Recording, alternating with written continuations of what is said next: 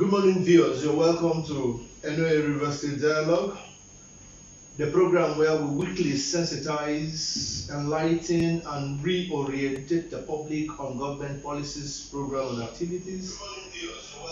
And in doing this, we consciously get feedback for government to properly fine-tune our policies to suit the people. Flood is one of the natural disasters, that occur in our society, and most times also man-made. These floods are no longer strange to the country Nigeria.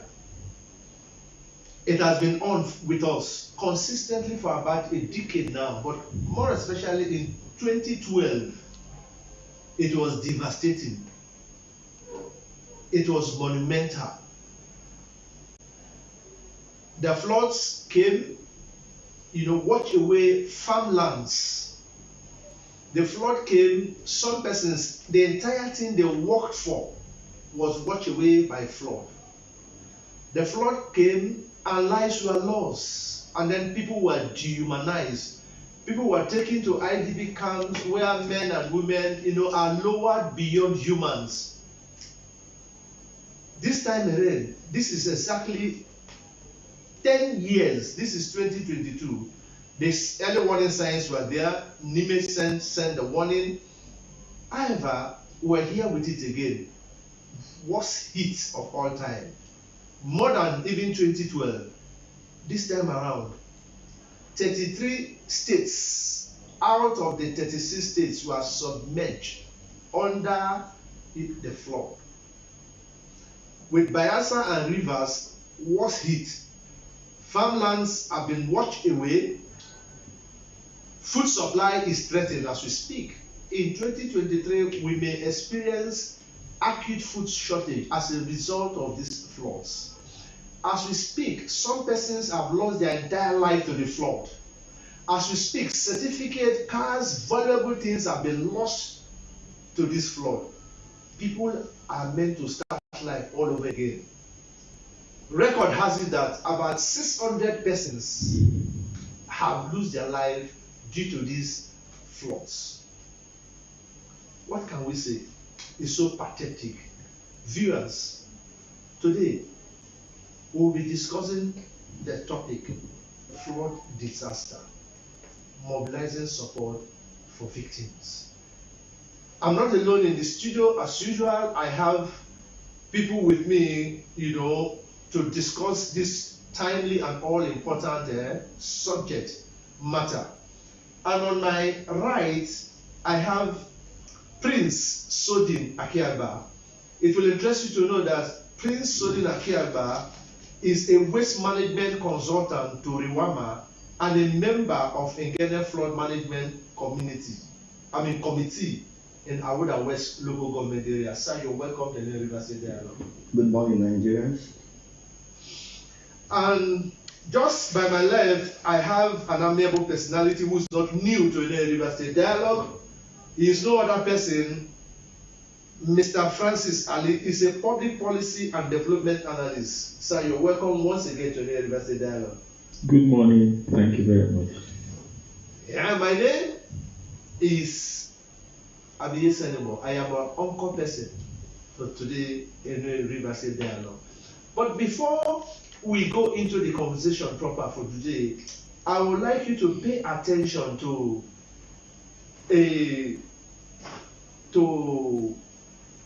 what we have put together by the dialogue, in the River State Dialogue, a commentary of the flood we have put together. It will set the tone for our conversation. Please watch with keen interest. Then we'll come back for the discussion proper. Thank you.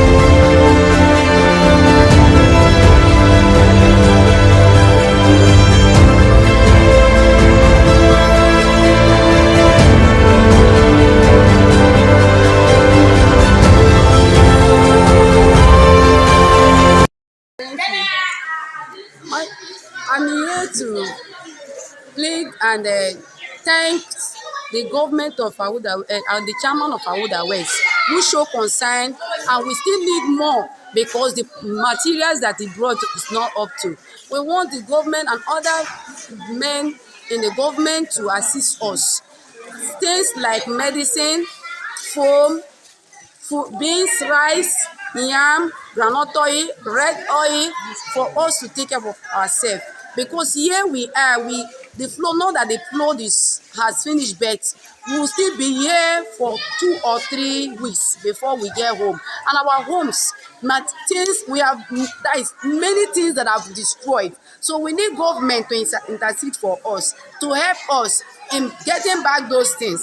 And I pray that God should give the men that are going to help us the spirit of wisdom, how to lead us, to share.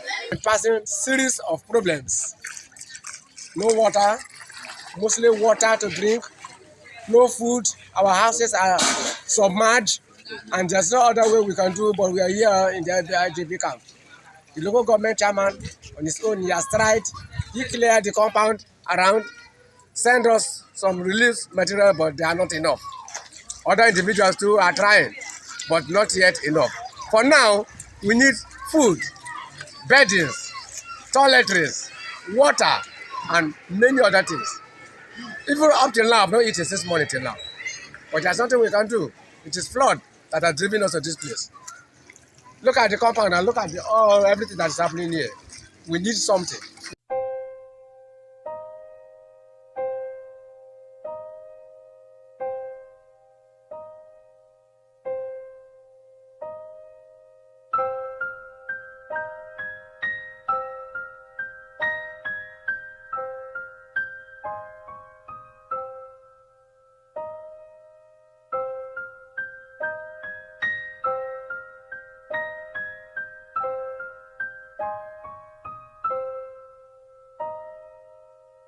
Is the worst over yet? Although the water level seems to be reducing gradually, the Minister of Humanitarian Affairs, Disaster Management and Social Development, Omar Farouk, warned that states like Anambra, Delta, Rivers and Bayelsa might experience more flooding in the coming week.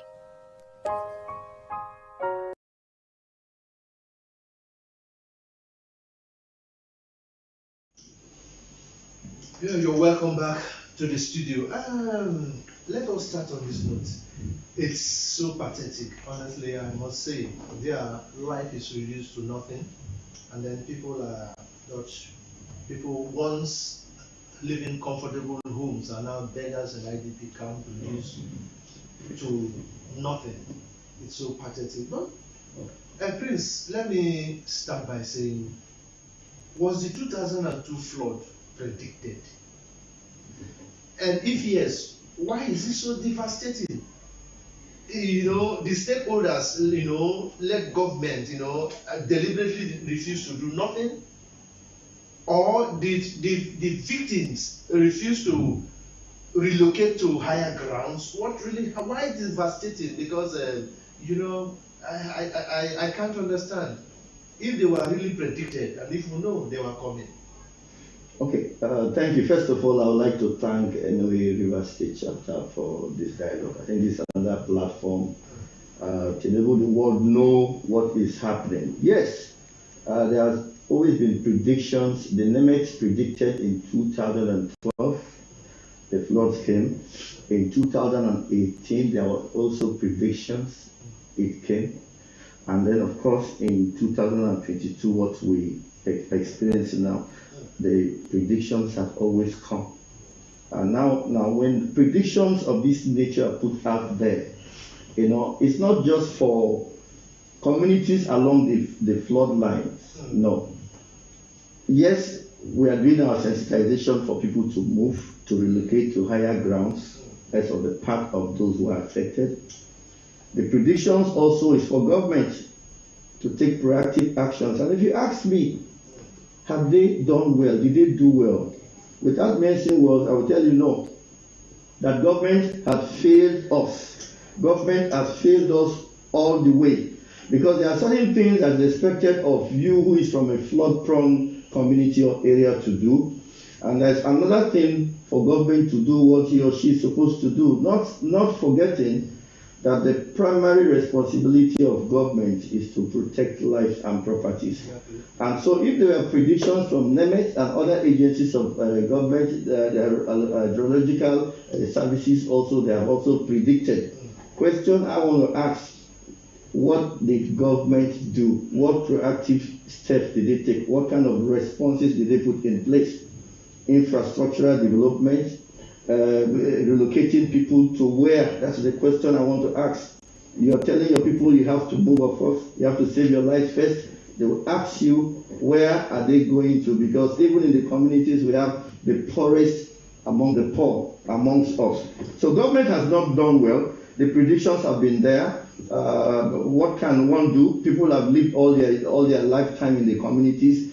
Primary occupation is that of fishing and farming. Then they live there, and we keep saying that government should do everything to stem the rate of rural-urban migration. They should make the communities habitable for people to stay. Government did not do well by providing the necessary infrastructure, like permanent IDP camp, preparing the people to have another alternative place to put their heads temporarily for 1 month, for 2 months. They didn't do well, and that is why I'm here to lend my voice. You said government, said government did not do well. It's obvious that government did not do what they ought to do. But I am of the opinion that yes, government, the primary responsibility of government is to protect lives and property. But in situations like this, one will believe that even before government comes, it's a matter of life and death. It's a matter of losing your things. You would have taken yourself out, except to say that you are handicapped or you need help or something. It's a matter of first of all, finding yourself in a safe place before you will begin to plead. It's a man that is alive that will call on government, to come to help him. But in most cases, it beats my imagination that some persons were caught right in the flood, they lost their life, and not that they were handicapped or they were anything. So what do we have to say about such? Okay, let me give you a picture of what actually happened. Taking into cognizance the casualties that have been recorded so far. Yes. Predictions came in February by NEMET that there's going to be floods, going to be devastating, people should move. Government at the level, the local government at that level, created 4 IDP camps. Okay. And people were moved to these IDP camps. It was so surprising, within the space of 72 hours, those IDP camps were already in water. So if the information is coming from NEMET, meteorological agencies, that floods were coming, what kind of records, what kind of information did they put out there that there are going to be IDP camps prepared by government? Yet the situation now is overwhelming. So like you rightly mentioned, there were predictions, people moved to higher grounds. They were trying to look at what happened in 2012, 2018, that kind of comparison. Yes. And they then felt that they were safe. But I said, some persons will go to bed in the night only to wake up in the morning and they are stepping on water. Ooh. Yes, so they were just taken unawares. So on the part of the people, like you rightly mentioned, no one wants to lose his or her life. Properties can go, already properties are going by the day. But when the predictions, the kind of information we want from NEMET are not such that we actually want. After 2 days back, we begin to hear that as far as MOA is beginning to catch up with the floods. It was never so before. Before now, you could walk up to EUK. If you're going on the east-west road, after AHOADA is on the east-west road towards AHOADA West, the last place you can get to with your vehicle is EUK. It was not so the previous year.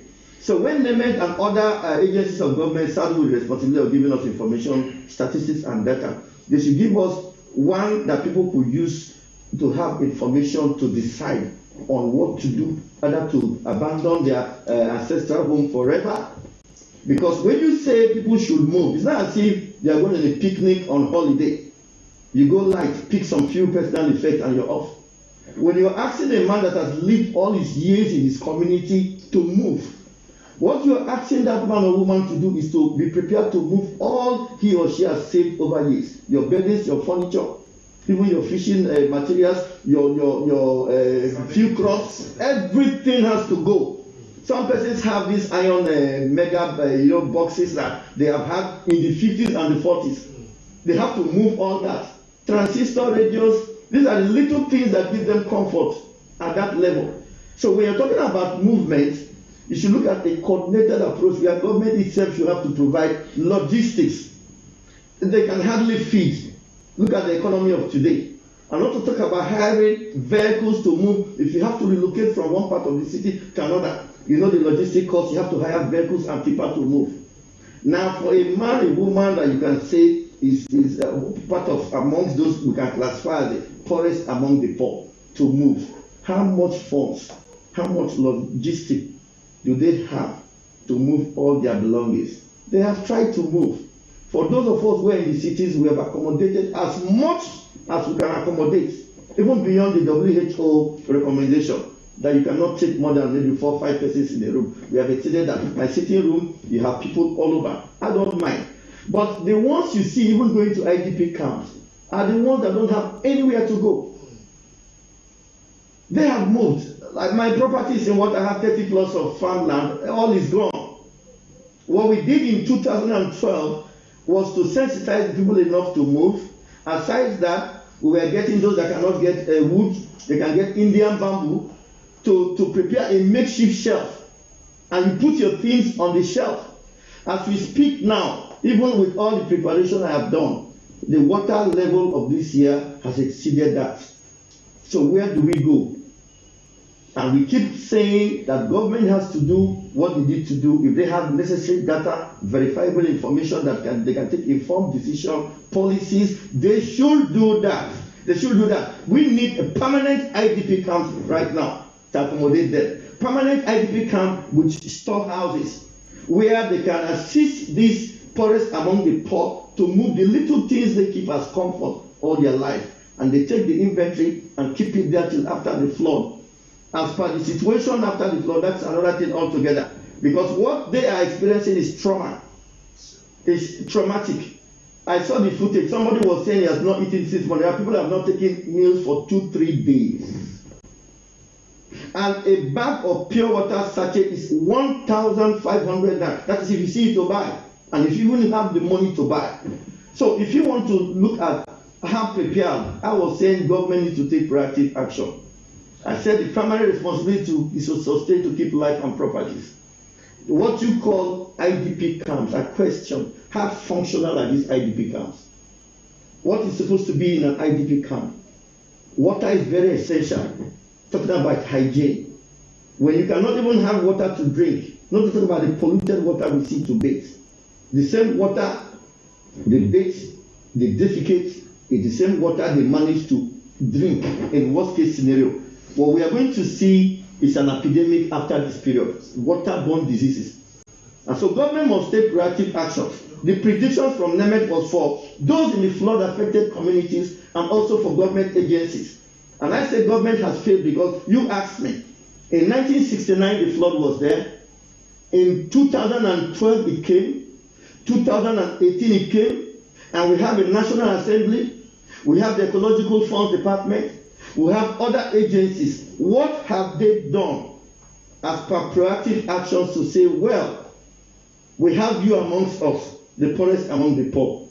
Let us create another alternative place. Is the National Assembly appropriating funds? Yes, they are to the ecological fund. 2.3% of the derivation fund is going for ecological issues, for desert encroachment, for erosion control, for flooding as we see it now. Now, can anyone come to tell us that all the appropriations that have been done over time, NEMA is taking 20% of that? What have they done with it? We want to see accountability and transparency. So I'm afraid I have to stop you. You know, you're getting emotional. It's really pathetic, as you know. That's the situation we found ourselves. It's really bad. It's really bad, viewers. It's really bad. It's really bad. Ali, let me come Yes. to you at this point. See, many have attributed, the servicing and the subsequent release of water from the Lagdo Dam in Cameroon that has resulted to about 33 states flooding.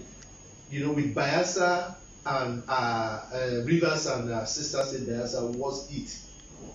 But government sees it differently. They said just about 20% of that contributed. Rather, they see it as the climate change and the torrential rainfall coupled with poor management of the environment by community people. What's your take? Could they have done anything to contain this whole thing? Well, what I see here is that it's a collaboration of so many factors. I'll give you an example. In some areas, you find out that water levels are dropping, rivers are drying up, and in some other areas, they're finding out that. No, you see, like currently as we speak, Soku and Elem Sangama is flooding, but I know that the flooding there may not be very serious because of the nature of the brackish water. You understand what I mean by the brackish water now? The saltwater area where it ebbs and flows and heads. So it may not be that serious compared to this other one we're witnessing in this area. So such factors are here and there, among the communities. To a certain extent, I believe very strongly that global warming is involved. But at the same time, you cannot look at that alone. The issue here is that if you look well, information was given. Did the government do what they were supposed to do? From all indications, they didn't do what they were supposed to do, or as much as they were supposed to do. And from all indications, you find that people were taken aback. I'm sure these people that live on these water bodies, they know that flood comes. They are used to floods. They recover from it and they go on. But this one is very, very devastating. And the release of the water from the dam, you wouldn't expect them to hold on to water that might blow the dam. They will need to release it. With the global warming, everything comes together and causes that kind of problem. And the thing is that what are you going to do? From the information we saw, that video, you will find out that what were they talking about? The lady was talking about food and water. These people have children there. They have babies. And they are going to tell them that you cannot provide these materials for them. But at the same time, this is part of the thing that has really, we came up with an idea to make sure that it's just like, how should I say this? Okay, so much water everywhere with no water to drink. Now the thing is that we came up with an idea how to take that water that you feel is not drinkable and convert it into drinkable water without using any source of power, just using nature. The thing is called SODIS, solar water disinfection. With the water there, with that process, we'll talk about it later, but with that process, you'll be able to get water. A person can survive more than up to about 3 months just on water. But no water. How would you feel as a parent carrying the child is crying and wants to drink water? Then you have to give the child water that you know can make the child fall sick because there is no water around. How does a parent do that? It's really difficult. So when you see people getting emotional, you're asking people to move. Move to where? Move to where? They cannot move. It's not because they don't want to move. They cannot move because of the fact that they don't know where to move. He just said the IDP camps that were set by the local government was flooded. It's not like they didn't build it with information from the other flood. They built it with the information of the other flood that the water will not reach here. So let's put the IDP camp here. but now it has graduated. It's no longer suitable to keep that IDP camp there. So, but when we go along, we'll talk about how we can get good, clean drinking water from a process that we don't need, so that these people can start getting water to drink. Viewers, let us at this point we'll have to join our correspondent from AHOADA West local government, where Madise Douglas is on standby. Madise Douglas, please take it up from here while listening to you.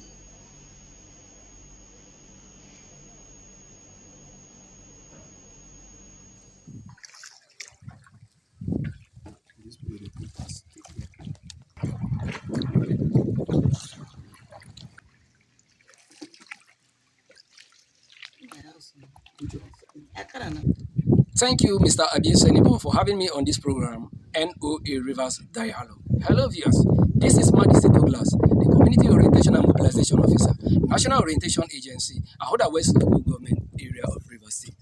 Today, I am streaming live here in ENGENNE, the headquarters of AHOADA West Local Government Area, which has been devastated by the flood. As you can see, houses are underwater.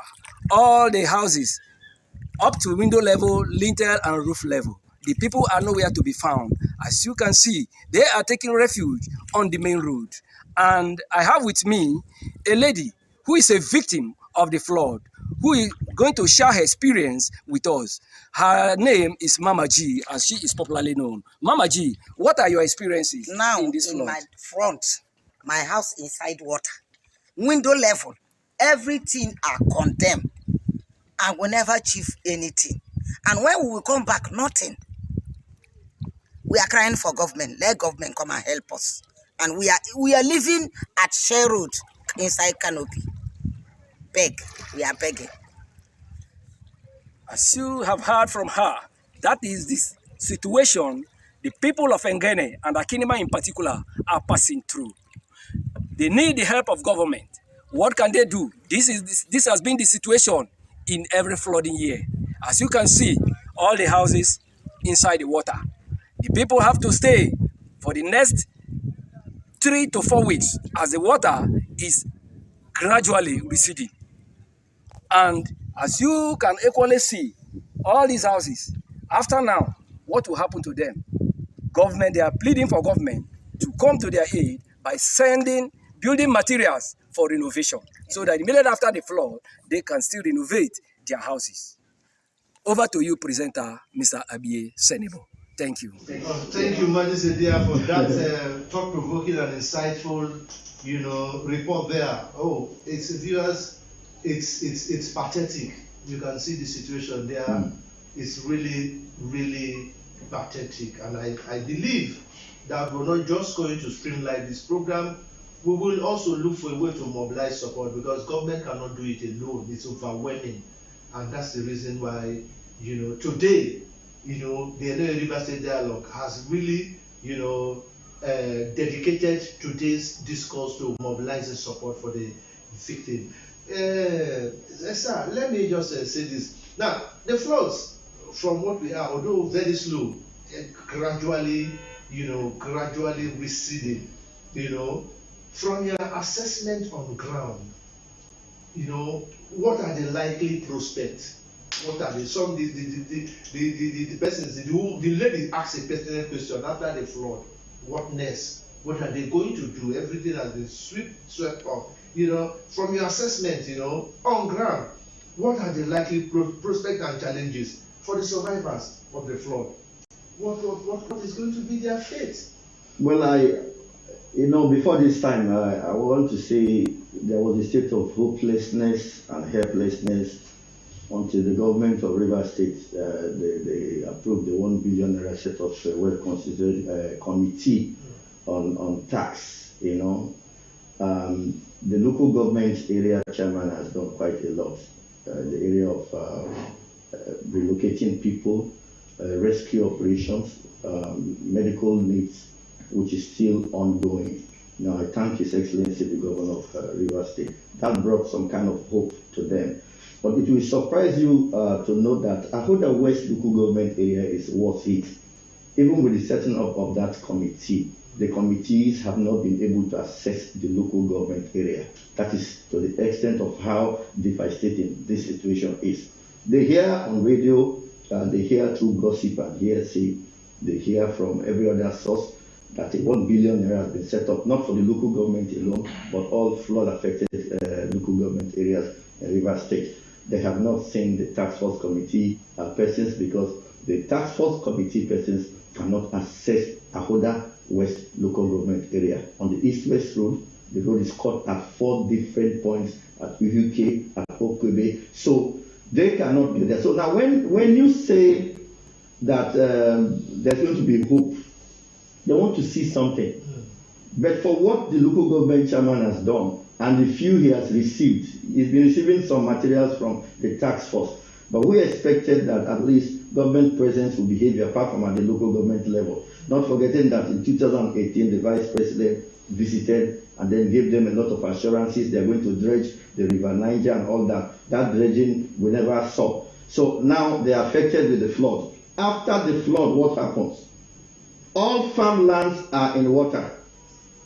The predominant traditional occupation of the people is that of fishing and farming.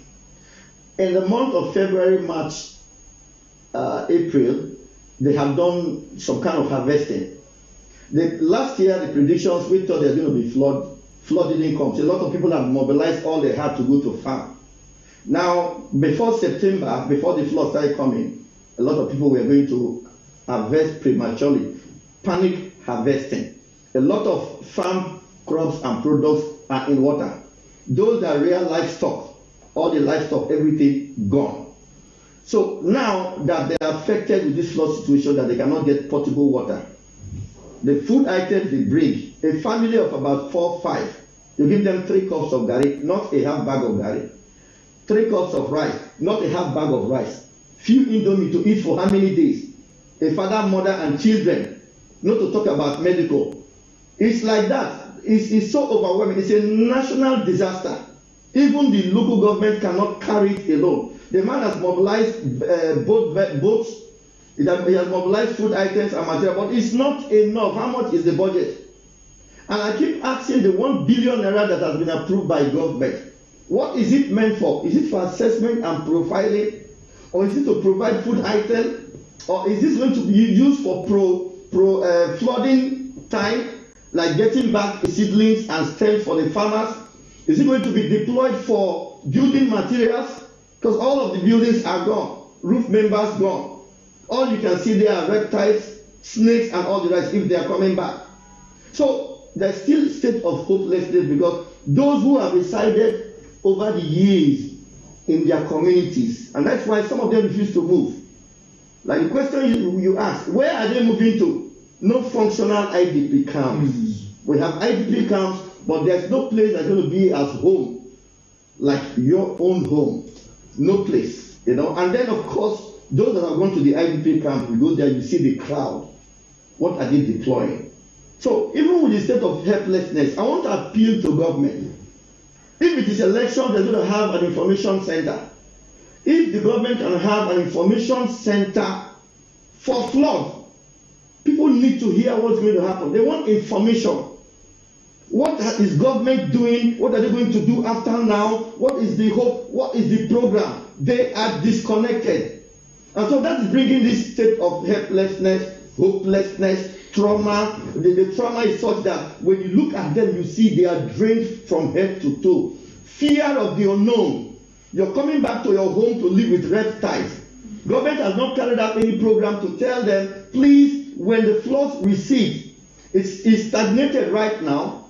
We want the agencies to come and tell us, is this a stagnation like a marriage? Is it actually going off because the federal government ministers will come and tell you, please prepare for the worst, it's still coming.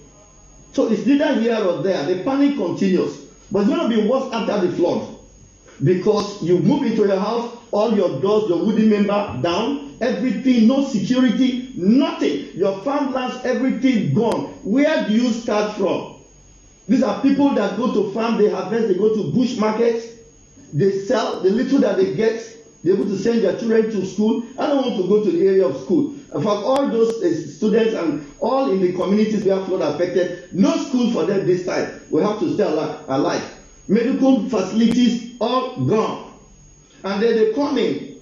Government has not been able to tell us this is the program, if not of what you're doing, NOA and some media houses, to keep the people informed. But those that are responsible for taking action should come to this studio to tell the flood victims program by program. This is what we have set out between social period, and so that's what we're calling for a central information center. Governor, government, please set up a central information center so that the people can be well informed. There can be programs that they can follow, and that can give them hope. But for now, no hope. No hope.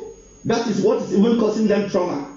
They cannot think of when they go back, have to put their buildings together, have to go back to the farm to survive. Not everyone has a paid job. Not everyone has a paid job.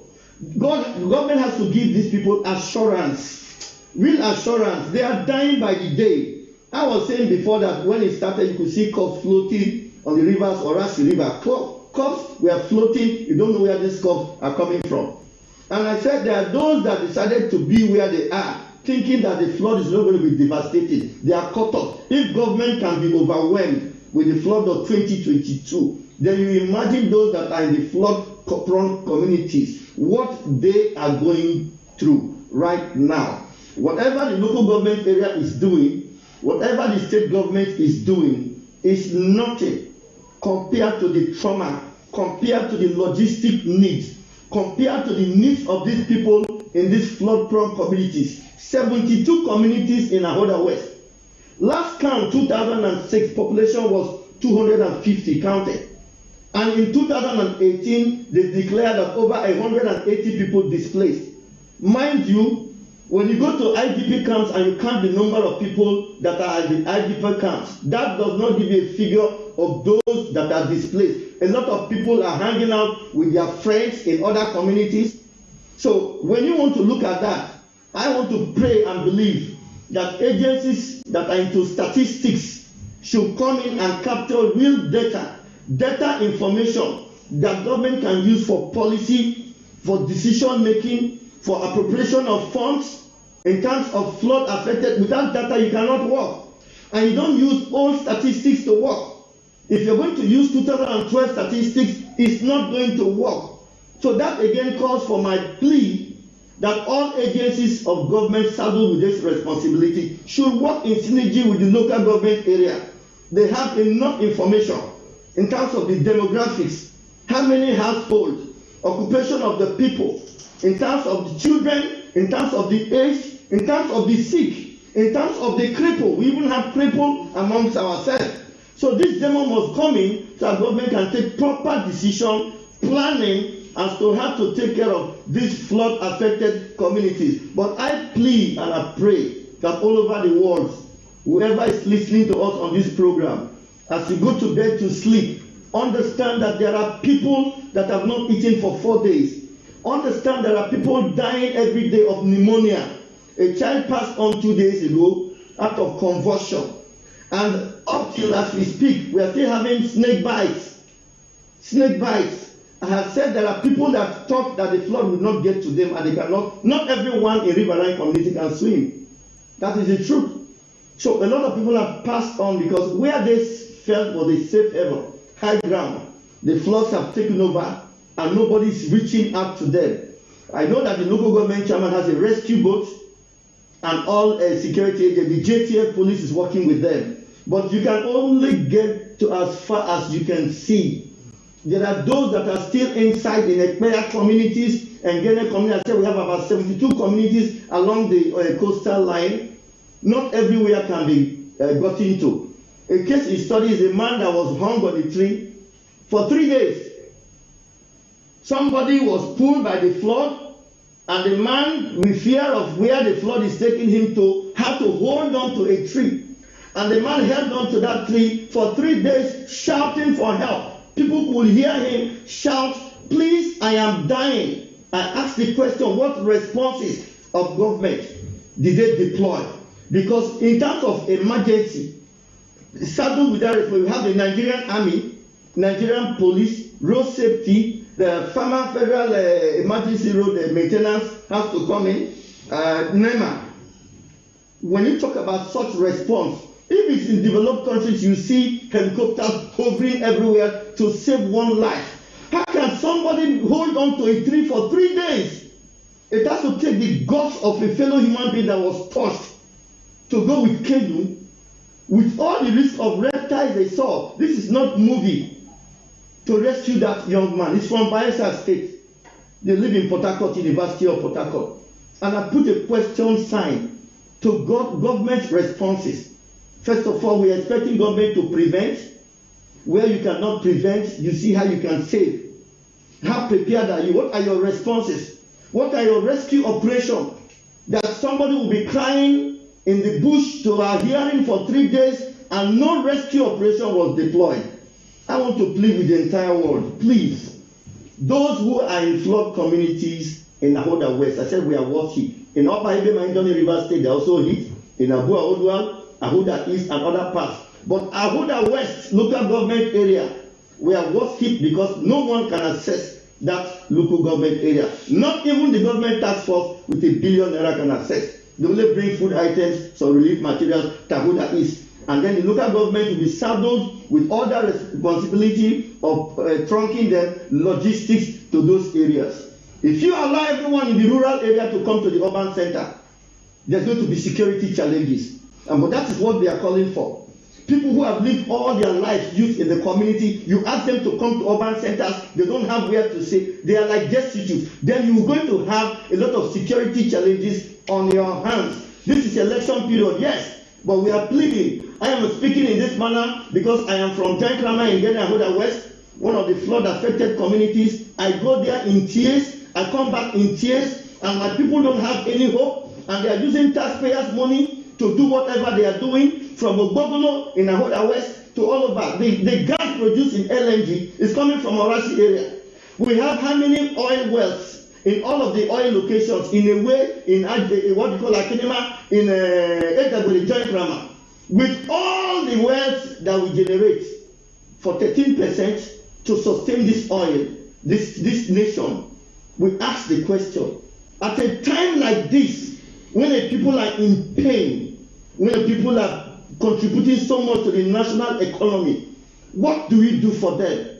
As we speak, as I told you, some families, some children have not eaten for 2 days. It's that bad. And then we should be prepared for the post-flooding, because we started experiencing people's immune system drop. People's immune system will definitely drop. Government, please do something for the AHOADA West people. We are in tears. Thank you so much. Let me stop you here. We will join our correspondents who is on standby from Abua Odua local government area. Ben Owayituru, please take it off. We are listening to you. Like I told you, today it's very emotional, it's very pathetic, and then that's the situation. So Ben Ituru, let's take it off from you. Let's this thing. Good morning, Mr. Senator. I am Ben Owayituru, Chief Orientation and Mobilization Officer, AHOADA local government area. We are reporting on the topic this morning, the devastating flood. This morning, Mr. Bright Abbey is here to discuss this topic with us. But before we start the discussion, let's take a look at the environment and see how devastating. You can see we don't have where to stay any longer. So even some blockhouse all are swimming on the ground now. So we need government to come to our aid. No food, no clothes. Some now don't have where to go back to when the water will even go down. So the government should speedily come to our aid. Through by finance, supplying food, and especially the farm this thing. They can give us cassava that will do well maybe 2 or 3 months. It can be good for harvest. So the government should come to our aid. Some buildings will need to be reviewed. The government should help us. Individuals to help us who can do it. So we need their help. Right away, we have heard from you. Thank you very much for coming on the show today. Mr. Senator, over to you at the studios. Thank you, Ben Owayituru. At this point, we are going to open the telephone lines. viewers, please, you can get across to us and make your contribution. And please, when you call, let's know how we can mobilize support. You know, this thing is overwhelming. Yes, government have done their bit. You know, government thing with their bureaucratic bottleneck and here and there and there and there. So, I mean, whatever you can do, nothing is too small and nothing will be too big for a situation like this. The situation is really overwhelming. The telephone lines are open, they're on the screen, but I have to read them out now.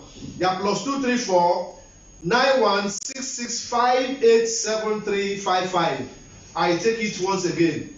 +234 9166587355. Once again, for the last time, let me take it slowly for those who do not have it. +234 9166587355. Please, when you call and you know you're through, please keep your conversation civil, please, because we're talking for enlightenment and for reorientation. Please don't be controversial with your contributions there, please. Okay, so before we join our correspondent there, I want to tell you, because of the sensitive nature of today's particular program, we've been, 30 more minutes have been added for today, so that of course we cannot exhaust everything, but it will go a long way, to discussing the issues for today. So feel free, call in, and then provide solution. How can we mobilize support for these our brothers and sisters that are there dying on a daily basis with their kids, dehumanized in that condition? Thank you. We'll be expecting your call. Let me ask you this question. Although this question, I'm a little bit reluctant. You're not from the government angle, but will there be any form of, flood insurance after, flood insurance, to help those, whose entire livelihood, everything they worked for, has been taken away by this flood? After now, would there be any form of insurance? I've been thinking about it, because this question, this kind of questions ought to be directed to probably a government person or something. But let's just play around it and think about it. Would there be anything like that? Well, if you look at the situation, it has overwhelmed the government, whether I like it or not. It has overwhelmed them, and it's time for us to help our brothers and sisters in need. The government can't do it all. Let me tell you what happens when there's a crisis like this. Traditionally, you find out that the government starts to struggle to send water to the IDP camps. But the thing here is that they are not only in the IDP camps, they've moved to other communities. And you see that the resources in that community becomes stretched. Food becomes scarce. There is a tendency for infection and to spread, because there are so many people together. Yes. Okay. Okay, I think we've lost that. So you find out that is it. So my own thinking. Okay. Hello. Good morning. Yeah, good morning. Your name and where you're calling from? My name is Young Ayotabono. Thank you, sir. Yes, we can hear you loud and clear. Yes, I'm calling from Port Harcourt. Okay, sir. Thank you. Yes, thank you for this topic that is chosen. Thank you also for using your media to mobilize public support. Public support for survivors who be survivors of the flood. One begins to have a sense of being castrated, looking at the fact that this flood has become perennial. and that we just had a similar one in 2012 and another one in 2018, and just 3 years after or 4 years after, in 2022, we experienced another one, and yet nothing has been done. I think we need to look at possible solutions. We should be looking at solutions that are sustainable. We should be looking at solutions that are more permanent, so to say.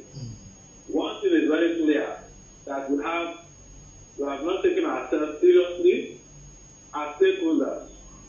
If we are talking about a Lago dam that was built since 1977, and that a similar one also has been built on our own shores, and nothing was done, it tells a lot about us, our sense of humanity, our sense of feeling for one another.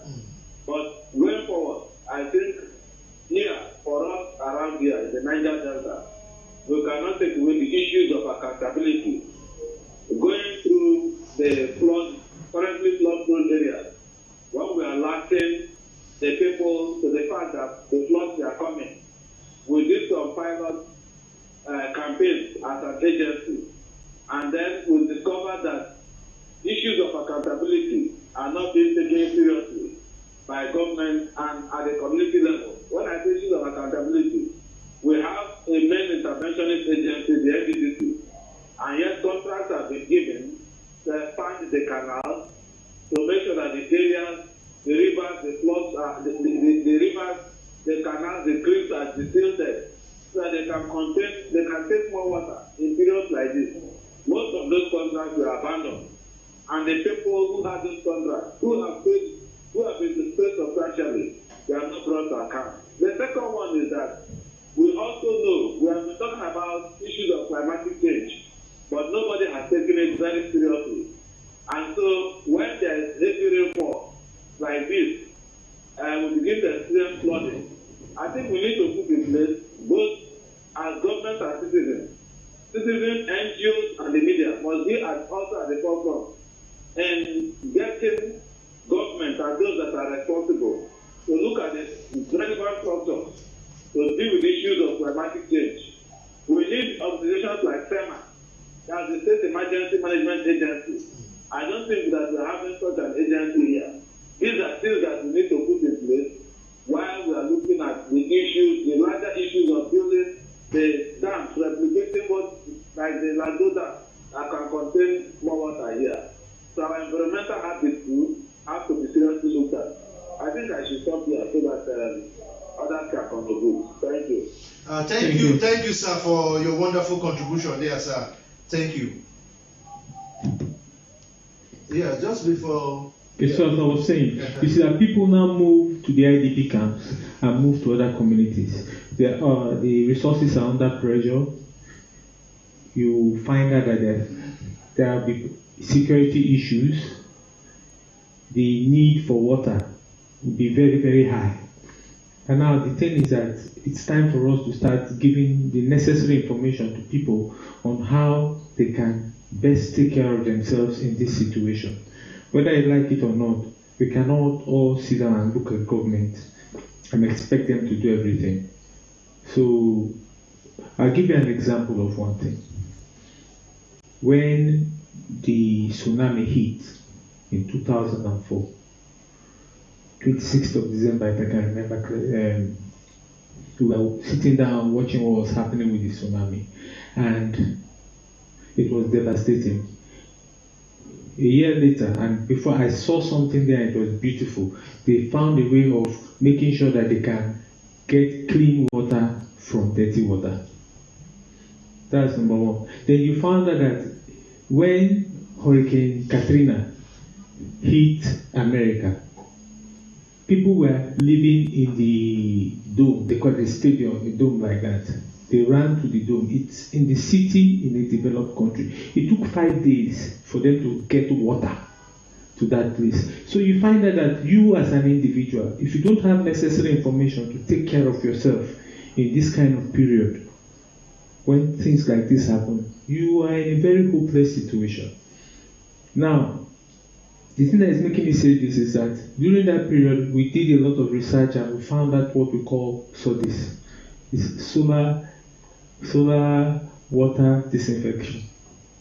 This is how it works. Very simple. You don't need any form of power. You just need a transparent plastic bottle, PET bottle, or glass. Bottle of glass.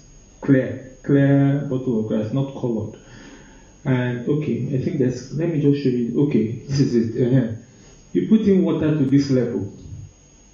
After filtering it, if you filter the water, you just collect the water. How do you filter it? You can remove your shirt, put it and pour the water, and it will filter all the particulates, all those particles inside. The water will be a bit clearer. Now, the thing here is that the water has a lot of viruses, bacteria, and pathogens inside. So how do you handle it? You put the water to this level, about 3/4 full of the water. Then you shake it vigorously. As you shake vigorously like this, what happens is that the oxygen in the air here will mix with the water. Then all you need to do after doing that, you shake it for a while, all you have to do is you just put it on a reflective surface and put it under the sun for 6 hours, and the water is good to drink. Now, this is the thing that happens. The UV lights from the sun that we cannot see kills the pathogens inside the water. The second thing it does is that the infrared rays that makes the place, you feel heat, when it strikes the water, the bottle, and hits the reflective surface now sends that thing back again. What happens is that it starts to make the water hot. At 55 degrees to 60 degrees, 99% of all the bacteria and pathogens die. So then the third one here is that the UV rays combine with the oxygen, with the water and the oxygen, and produce hydrogen peroxide, which also kills pathogens. So it's a 3-attack approach, and you don't need money. But the thing is that there has to be packages like this sent to these people. So, and the information has to be given. So, because this is what's going to happen. When the flood recedes, the water, the wells are all contaminated. And they must find ways that is cost effective, because these people don't have any money. You must find ways that are cost effective to make sure that they can take care of themselves. When you talk about insurance, the best insurance is you. Making sure you do what you can. At this time, and the thing is that after 6 hours, the water is ready. You don't need to pour it into any other thing. Just drink the water from the bottle, because you might go and mistakenly contaminate the water again when you put it into another container. Now, the issue here is that these are the kind of things you bring into play where people don't have to spend money, because he has just told you that their farms are gone. There is nothing there. So you really need to look for means and ways to enable them. They are not going to have clothes. So, and the very first thing, the epidemic, you are talking about diarrhea, dysentery, cholera, hepatitis A, typhoid. Those are the kind of things you are going to be seeing now. And waterborne disease. So immediately you can handle the water issue. You have handled a large percentage of the issue. Now, this system aids in helping people get that clean water and avoid those terrible ailments. That's the very first thing. In relation to what you said with insurance, this is where insurance companies will come in. When I look, but it's for the future. The government has to be planning for the future, because he said when the water recedes, they are going to need help to start off again. And basically, if you want to understand the cost of logistics alone, to carry something from one point to another takes more money than the things you are carrying. So, as I said, there has to be a system on ground. But the very first thing is to make sure there are trainings, education that teaches people how to make the water all around them drinkable. That's wonderful. I think this one is not good. You've demonstrated it and you've said it here, but it's something that maybe will take time. The agency will collaborate with you and then also probably go out there one-on-one, talk to the people, experiment it for them to see. It's wonderful. But before we will go to take some comments from our live streaming, and then we'll come back, to discuss more. Ashibat Samuel, you're streaming live with us. Thank you very much, Innocentia. Thank you for streaming live with us. This one is from Bridget Idemio. Bridget, they say flood victims don't only need relief materials, but counseling to enable them recover from the psychological and emotional pain they've experienced, they're experiencing right now. Thank you, Bridget Idemio, for your thoughts there. This one is from Rosemary Abihat. Okay, she's streaming live with us. Righteous Inime, it's good to know that you are live streaming live with us. To Behimo Williams, this one again is from Bridget. The government should continuously monitor the welfare of victims by ensuring that their level of depression, their level of depression does not, decrease normally. I think that's what you mean. Thank you very much for your. You're streaming live with us. Thank you very much. Thank you. Epalwa Princeville, you're streaming live with us. Thank you. Boma Mad is also. This one is from Peter Ikabie. Nigeria is experiencing the worst flooding, impacting more than 2.5 million people. Over 600 people have lost their lives.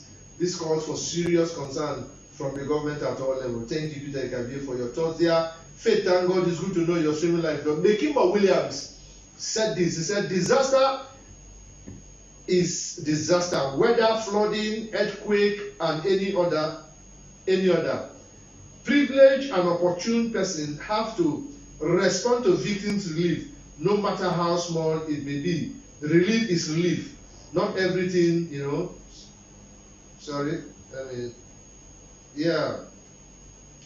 respond to victims. Relief, no matter how small it may be, relief is relief. Not everything government can do. Therefore, they call for all support. Thank you very much, Bekimbo. That's the essence of today's district. We are calling for support, knowing that government cannot do it all. Thank you. This one is also from Peter Ikabie. The federal government should declare state of emergency on flood and initiate criminal proceedings against Cameroon for construction of dam without any agreement with Nigeria. I don't know about that, sir. But thank you for your thoughts. This one is from Adus Glad. Various companies, NGOs, religious organizations, and meaningful individuals should come to the aid of the flood victim. Thank you, sir. That's what we are calling for. That's what today's dialogue is dedicated. We are calling for, support for the victims. Anything you can do. You hear people talking about water. There is nothing stop you from going to a water company and then ship down, water to that place. It will not be taken. It will be appreciated. This one is from Ebalbo Princeville. What plans is the government putting in place to avoid future occurrences? Yeah, very, very key. Very, very key, my brother. It's a pertinent question. Thank you. Wanyan is watching. Douglas Madise, it's good that you're watching with us. Thank you. You're streaming live. Charles William Opera, great, you're streaming live. Injedon Epo is watching live. This one is from Injedon Epo. There are still some communities where medical attention is yet to be received. Relevant authorities should please see to it that these areas are rich. Kudos to NOA River State. So thank you very, very, very much there for calling the attention of the government to them. Thank you. Charity Good Child, you're streaming live with us. Patricia Senemo, it's good to know that you're streaming live with us. Please keep the comments still coming as we'll be taking them. You know, before we go, you know, these questions, I'm still very, now, what are the plans? What are the plans of government to make sure that, because after now, the post-flood will come with its own millions of challenges here and there. You know, you see, putting this question, I just feel low, but what will government, is government doing any plan as we speak now to arrest, you know, these diseases that will come, the waterborne diseases, millions of waterborne diseases? You know, what, you know, is government doing anything? Okay, we're still talking about what government is supposed to do. You know, we have the pre-event period, we have the flooding period, which we are on with right now. Then we also have post-event. And I said earlier on that government has failed because if you look at the procedures and steps they would have taken, first of all, prevention. If you cannot prevent, what are the mitigative steps? Mitigations have to come in, have prepared and you then responses, of course, recovery. Now, all of these steps, where we find ourselves, should be continuous. As we speak right now, government should be talking about how to prevent the next coming flood. And we shouldn't wait till after the flood. Government should set up bodies that have to bring in the state government, the federal government, the local government, and of course, even the community people must have to come in. You understand? So I keep saying, apart from SEMA, the State Emergency Management Agency, government should please set up a commission. All the states in the Niger Delta or flood-prone states should please set up, as a matter of urgency, and a commission or an agency to handle flood issues or issues that have to do with this kind of hazard. And such composition should be well looked at. And the work should start as we speak now. Prevention. Now, after mitigation, mitigated to alleviate the obvious plight of the people.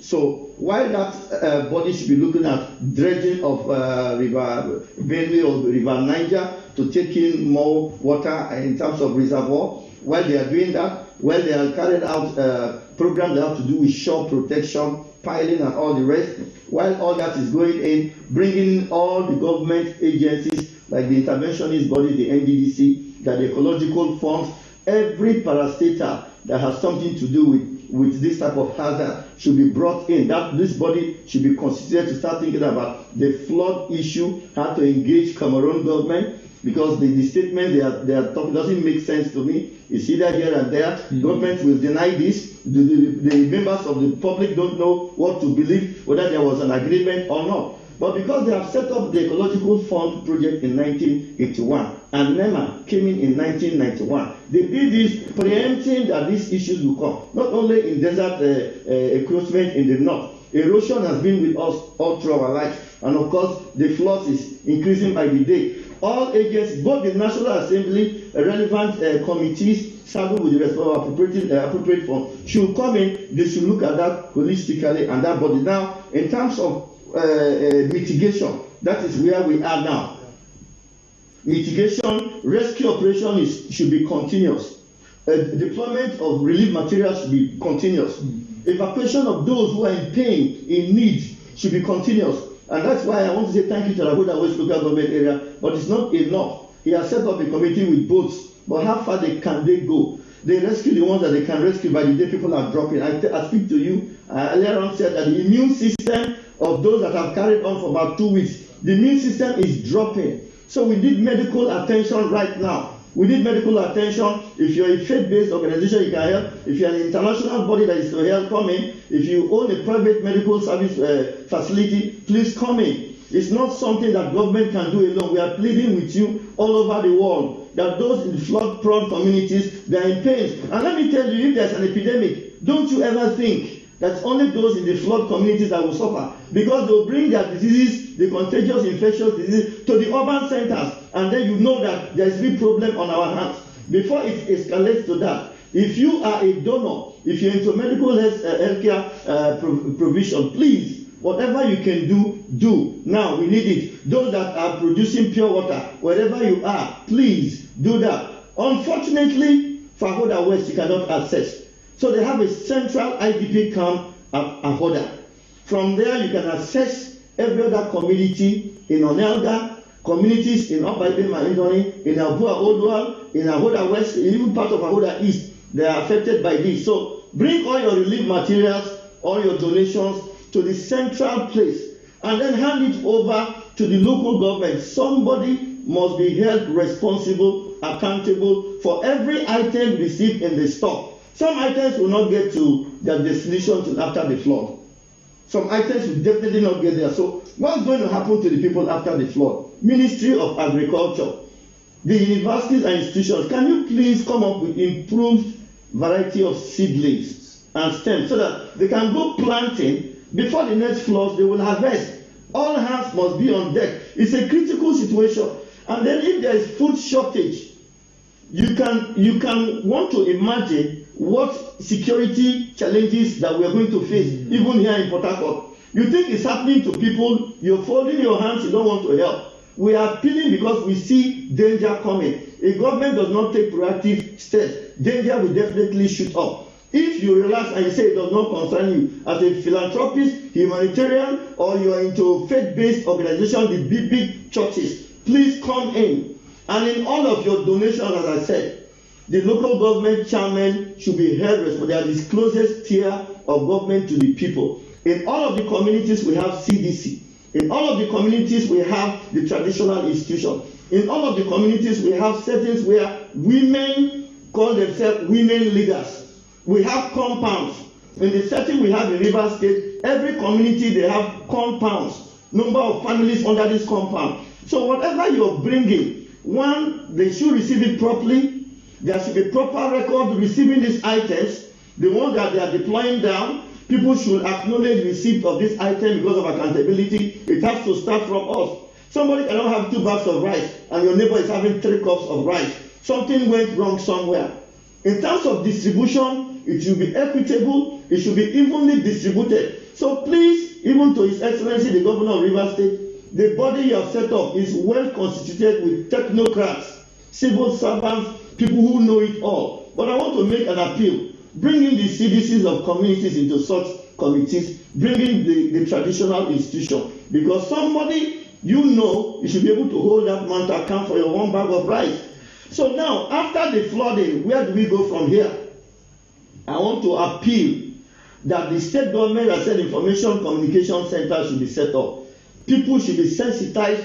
When the floods are over, don't step into your house, opening your house to walk in.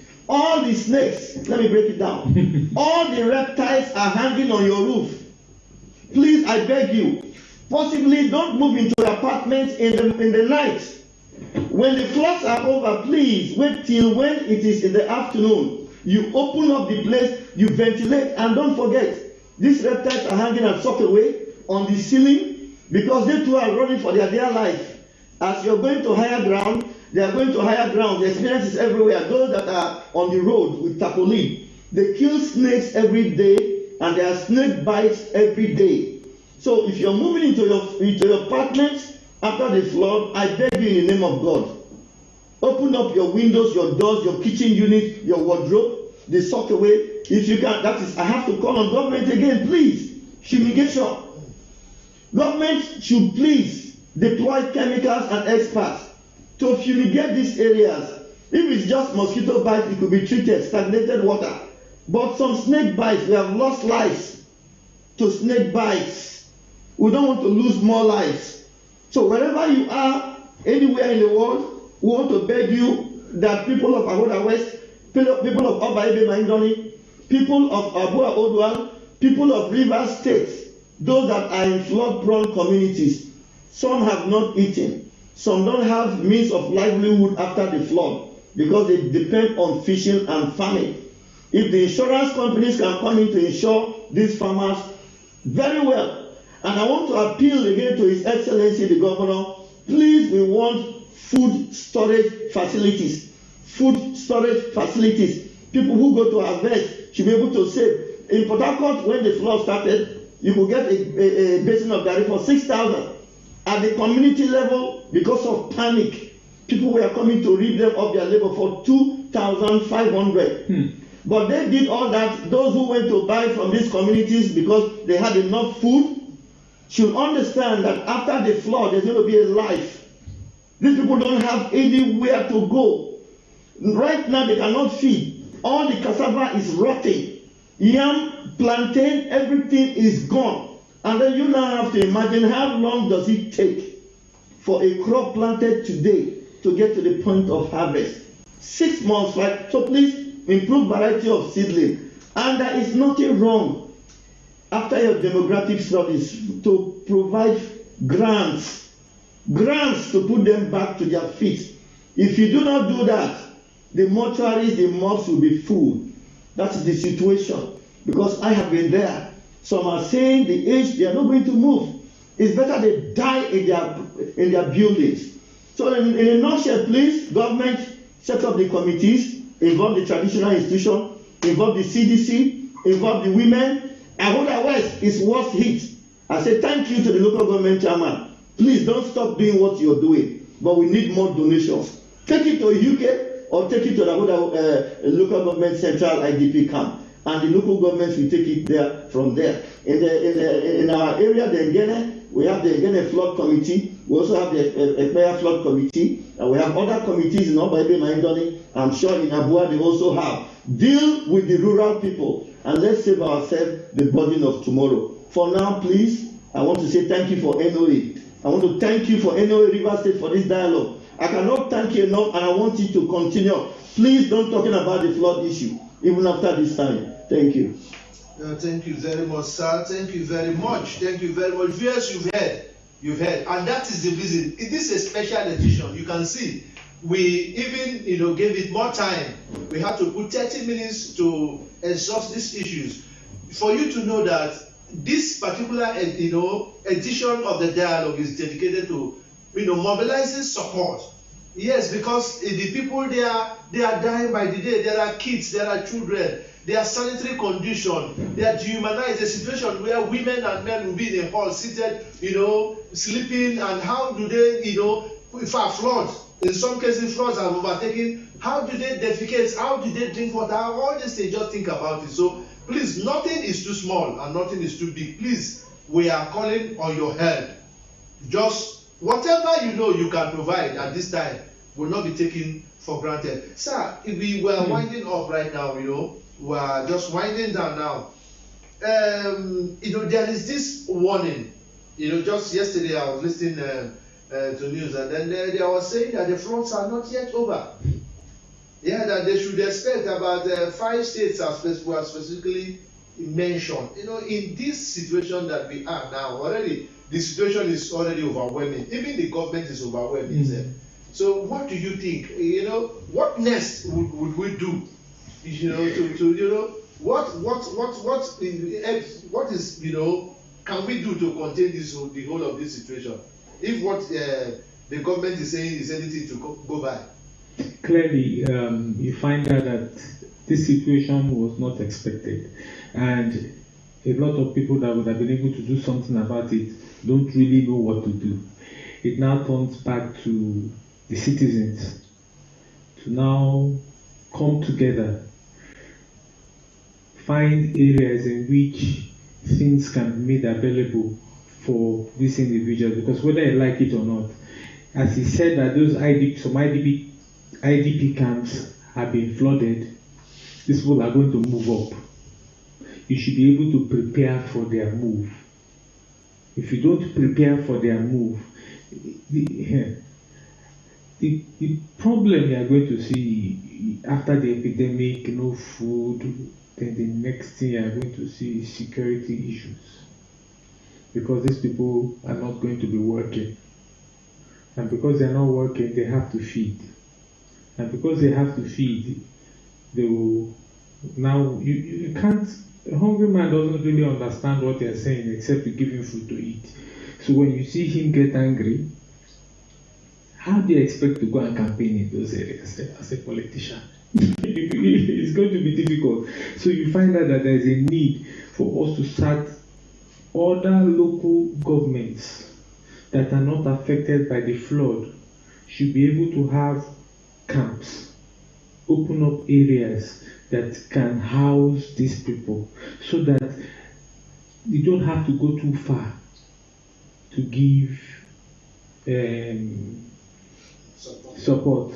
People from the cities, if you have one in Okrika, the Okrika local government, you have in Ogbolu, you say, okay, you guys, we can take 200 people, we can take 500 people. You find out that these people start coming up, you now become our brother's keeper, and you start to see people now helping to make sure that life is easier. That is all we can do at this time, to make sure that we cannot just, all the different local governments, you start now setting up camps to make sure that they can take in these people and now make them gainfully, taken care of. So when it's time to move back, they can move back.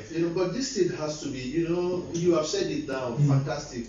The local government that are not flooded, in Ireland should set up camps. But this thing has to be coordinated. Yeah. It has to be coordinated. It's not that on their own they will do. It has to be coordinated by the government. Government has to come in now and say, see, look, this is what we are going to do. If you think you are out there that the flood did not come to you, one way or the other, it will come to you, because the people were all living together. You remember when Ebola came and then people feel that, before you know it was here, and they were all panicking. This thing, COVID, like that. It's any time, so long as humans are living together, there is nothing like what happens to you does not concern me. So government will need to coordinate it in such a manner that you go there, you set up these camps, and then you bring in the people, and so they begin to have a coordinated way of their supply, how they get their things, and all of that. It's not a difficult thing.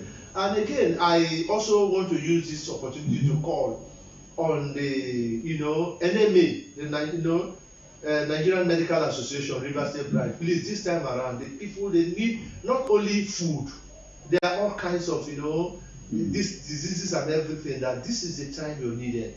Please, do what you can, to help the situation. Viewers, I just we're rounding up. I just want to start just in some few words. Let's just take a parting shot as we round up the conversation today from you. Okay, to those who are victims, please don't give up. Don't give up. If you're a young lady, you're displaced, don't go into prostitution. And I want to appeal with members of the public, please don't take advantage of a lady because she is handicapped, she is helpless. They are so vulnerable at this stage. Like you rightly mentioned, the Pharmaceutical Society of Nigeria, private medical practitioners also please should come in. They did a lot of drugs, like you mentioned also, the coordinated approach. The local government areas are coordinating this reception of these materials. And I want to appeal with those that design buildings. You mentioned about the issue of counseling. Advisory roles should come in. Lately, after the 2012 flood, people were beginning to build, to adapt to the situations of the flood. A friend of mine has built, introducing pillars about 10 feet pillars before erecting a structure. We cannot run away from ancestral hope. So those who are into designs, engineering, please offer that free counseling service to our people. We cannot run away. If you want to build, ask questions, do some pillar work before you do all that. And I also want to say this. This is not the end of the world. Government, please, don't make people feel you don't care. They need information. Please create that information center and relate with these people day in, day out. When you have elections, they are collecting election results. They used to have election collation result room, and it's transmitted all over the country. This is a national disaster. We need a flood house, just like NOA is doing. We need a house where all the electronic print media, all social media will come in. We can say 4 hours every day, flood updates, and the entire world should hook in to that national network program to know what is happening in Jaikrama, what is happening in UBA, AHOADA, elsewhere. They should know, and that is how they know how to come in. We are by this, about 5 people are watching what we are doing right now all over the world. Fine. But government setting up an official information center, I'm sure the entire world is going to hear about it. We are talking about this. We are pleading with Your Excellency, the Governor of Rivers State. You've done well. The 1 billion naira, you've done well. Setting up a committee, you've done well. But we want to see that the items get to where they are supposed to get. And of course, after the flood, please give hope to those who are in these flood-affected communities. They are dying psychologically. The trauma is too much. It's a state of hopelessness, fear of the unknown. Just imagine that you're getting back to your... In fact, insecurity has even started. People are stealing by the day. I was called the other day to go that they break into. I said, what are they going to get in my building? There's nothing there. Empty pots. I hardly go to the community. And that's why most people are holding on, that they don't want to go. That their transistor radio they put in the ceiling, that's box TV. They don't want to lose it. So please make us feel we can have a home in our home after the flood. Government, this is your primary responsibility. Thank you. Thank you very much. Viewers, it is on this note that we are wrapping it up for today in the River State Dialogue. You can see that it's a very, very emotional section today. I want to thank everybody that streamed live with us. We are doing this thing because we know that you're there. Thank you so much. I want to use this opportunity to thank, those of them that are here in the studio that came to discuss, to make you know, sir, thank you very much for your time. Thanks for having me. Yeah, thank you so much. ALLI, thank you. Thank you very much. Thank you for always obliging us your presence. We know that you're busy, but anytime we call, you're always there. I also want to use this, opportunity to thank our Director General, Dr. Garba Barry. He is the executive producer of the NOA River State Dialogue. Sir, thank you for giving us this platform that is making us to speak, to the world, to sensitize, to enlighten. Thank you very much. I want to thank Barrister Young Ayotamino, who is the State Director of National Orientation Agency River State, and also the producer of the NOA River State Dialogue. Sir, thank you very much for giving us this platform. I will tell you, this appreciation will not be complete if I don't thank the HOD, the ICT of National Orientation Agency River State, and is also the studio director. Is no other person who is behind the camera making everything you're seeing possible. Is no other person than Arole 10 Bricks. Thank you very much for your passion and commitment to making this thing happen. And seated right beside him, behind the camera, is Patient Joseph Ojoma. Thank you very much for your loyal commitment to making this thing happen. Until we come your way, next week, same day, same time. You've heard it. He said, yes, it's not the end of life. Flood will come and it will go. For some, it will make them stronger and come out better. But please, we know you're vulnerable this period, but you have a will. You have a will. You can come out stronger and better in this situation. So please, no matter what it is, don't compromise. And you've heard people, please don't take undue advantage. It's on this note that we'll wrap it up. Till we come your way next week, same time. God bless you.